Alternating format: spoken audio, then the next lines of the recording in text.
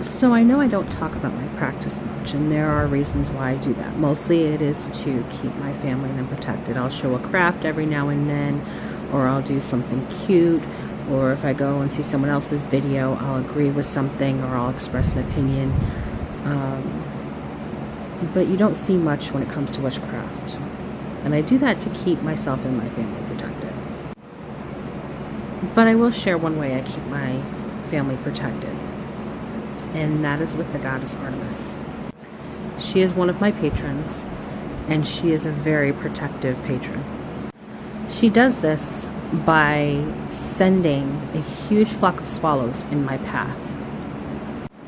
I could be walking and they come out of nowhere, or I could be driving and they'll come out of nowhere. I mean literally nowhere. I've had cars ahead of me where they weren't there and all of a sudden they come between me and the car. And she does this not just to protect me from baneful magic or physical harm, but from emotional harm. If she senses that something is coming that will devastate me, it's almost like a warning, a way of blessing me and letting me know that I am protected and she is there. Whenever I feel like I'm slipping in my practice, it's because I'm very ominous and I will get hooked onto something new and sometimes let my practice go to the wayside. She will let me know, oh no, I'm still here, you're still practicing, you're not throwing all the years of practice away on something you're obsessed with studying now. And she kind of gives me a heads up when other gods or goddesses are knocking at the door. Like recently, for some reason, Kali keeps coming at me, and it got confirmed in a reading.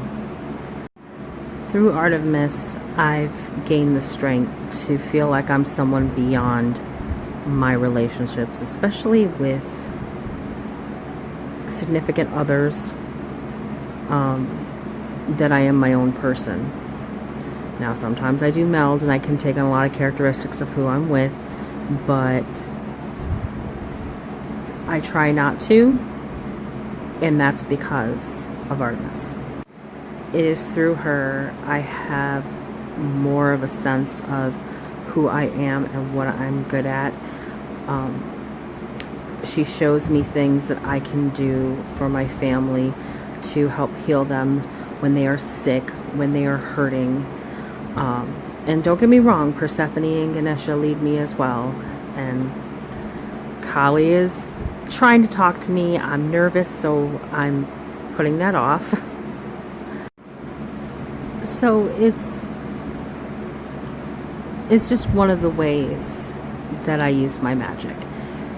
And like I said, I spent many years being a dark left-hand path, gray practitioner, and it's only in the last decade or so that I've really turned my back on that, just because it just didn't feel right anymore. And I feel like a lot of that had to do with the fact that I wasn't emotionally regulating, and since I've done heavy therapy and DBT, I realized that my purpose in life is to point out injustices, but at the same time try to heal.